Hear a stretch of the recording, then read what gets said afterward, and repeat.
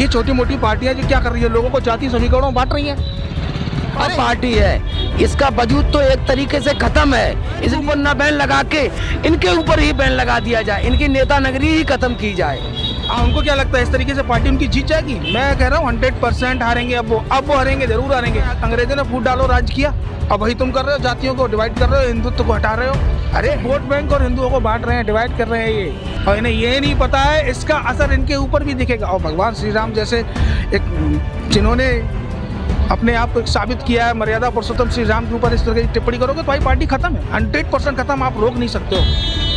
ढोल गंवार शूद्र पशु नारी सकल ताड़ना के अधिकारी। रामचरितमानस की ये चौपाई तो आपने ज़रूर सुनी होगी, अगर नहीं सुनी तो बीते दिनों में तो आपने ज़रूर सुनी होगी। 2-4 दिन से जो रामचरितमानस ग्रंथ को लेकर विवाद चल रहा है, विवाद थमने का नाम नहीं ले रहा है। सपा नेता स्वामी प्रसाद मौर्य के रामचरितमानस को लेकर जो अमर्यादित टिप्पणी उन्होंने की, जिसको लेकर अब विवाद काफ़ी बढ़ता चला जा रहा है, जिसको लेकर आज 1 फरवरी को लखनऊ में दलित, ओबीसी कई संगठन पदयात्रा निकाल रहे हैं, और एक तरफ हिंदू संगठन स्वामी प्रसाद मौर्य का विरोध कर रहे हैं। और साधु समाज की अगर बात की जाए तो साधु समाज की तरफ से बयान आया है कि सपा नेताओं का मंदिरों में जाने पर नो एंट्री लगा दी है, कोई भी सपा नेता मंदिरों में नहीं जा सकता है। इसको लेकर विवाद काफ़ी तेज चर्चाओं में है। तो रामचरितमानस को लेकर लोगों की क्या प्रतिक्रियाएं हैं, आज आइए हमसे जानते हैं। क्या नाम है आपका? रिंकू चौहान। रामचरितमानस को लेकर विवाद तो आपको पता ही होगा, आपका क्या कहना है उसमें? जी बिल्कुल, देखिए रामचरितमानस एक बहुत ही पवित्र ग्रंथ है जो हिंदुओं की आस्था सद्भावना से जुड़ा हुआ है।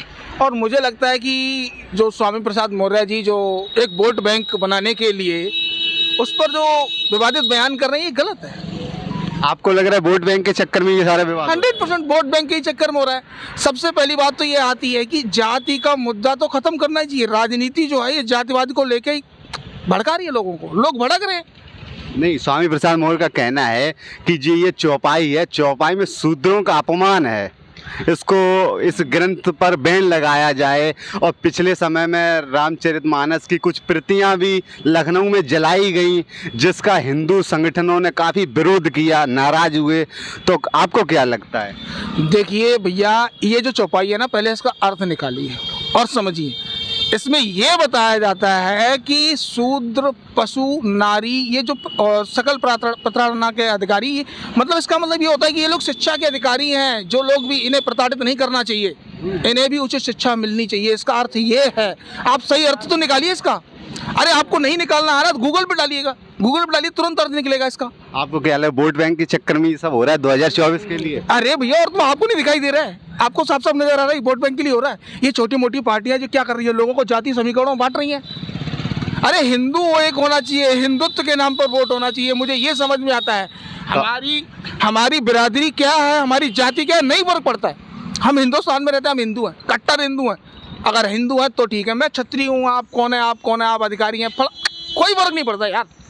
तो आपने सुना इनका क्या कहना? हमारे साथ और भी लोग बात करने के लिए। नाम है? मेरा नाम गौतम पाल है, और मेरे हिसाब से तो ये जो सपा पार्टी है इसका वजूद तो एक तरीके से खत्म है। इसलिए मौर्य जी क्या चाहते हैं कि पब्लिक को भड़का के और रामचरितमानस के ऊपर पब्लिक को भड़काएंगे और हिंदुओं में लड़ाई झगड़ा होगा। इससे क्या कि बंटवारा होगा और हमारा वोट बैंक बढ़ेगा। जो दलित वोट बैंक है वो हमारे पास ऑटोमेटिक खुद ब खुद चल के आएगा। इसलिए ये अफवाहें फैला रही है, गलत चर्चाएं मौर्य जी कर रहे हैं। और मैं तो यही कहता हूं कि इनके खिलाफ कड़ी से कड़ी कार्रवाई की जाए।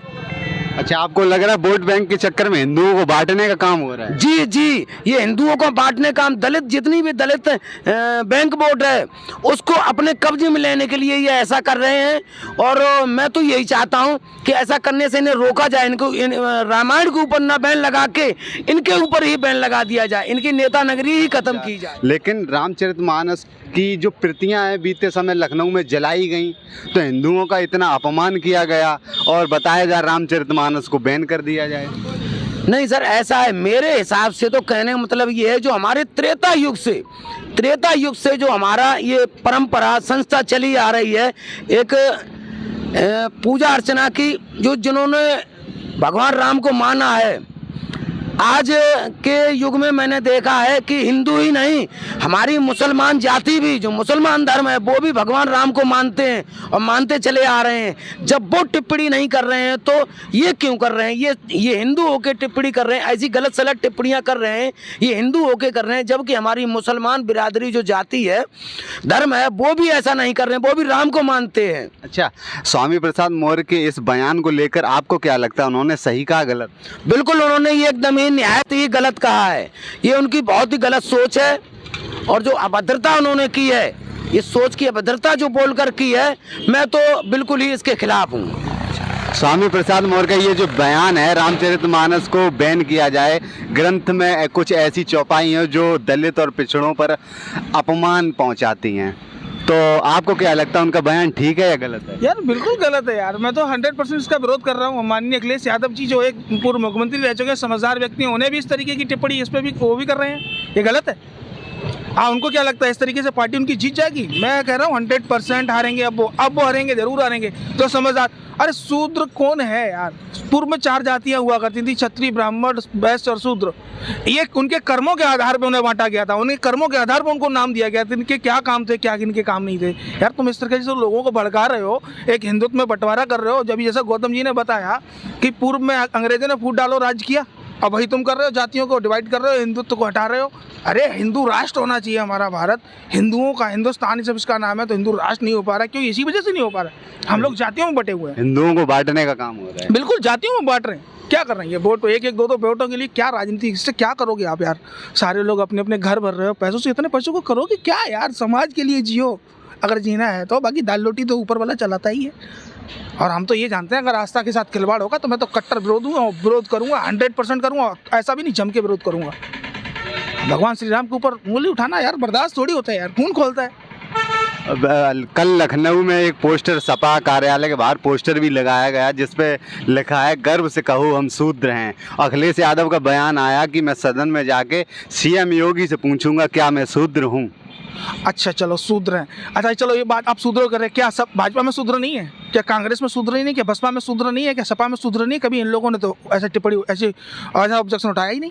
आप ही को क्यों अब क्यों नजर आ रहा है? क्यों उनकी पार्टी अस्तित्व में है ही नहीं, जा रही है यार। जो हिंदुत्व के लिए काम कर रहा है, जो देश के विकास के लिए काम कर रहा है, उसे लोग देख रहे हैं, उसे ही चुनेंगे यार। तुम राजनीतिक तौर पे क्या यार, समझ में नहीं आ रहा है। भगवान श्री राम के ऊपर अगर इस तरीके की अभद्र टिप्पणियां करोगे या रामचरितमानस के लिए करोगे, मैं विरोध करूंगा और मैं अपनी स्वयं जितना जो कुछ विरोध कर सकता हूँ, जो कुछ भी कर सकता हूँ वो करूँगा।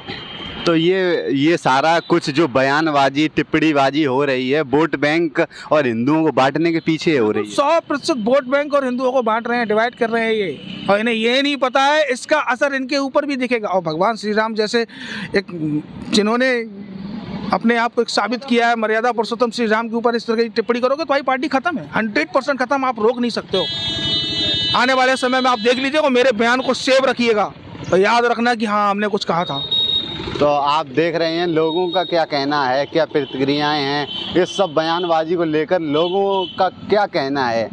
लोगों का कहना है कि ये सब जो भी बयानबाजी हो रही है रामचरितमानस ग्रंथ को लेकर, ये सब केवल वोट बैंक और हिंदुओं को बांटने के लिए हो रहा है। मैनपुरी से हरिओम चौहान के साथ न्यूज़ क्राउड मैनपुरी।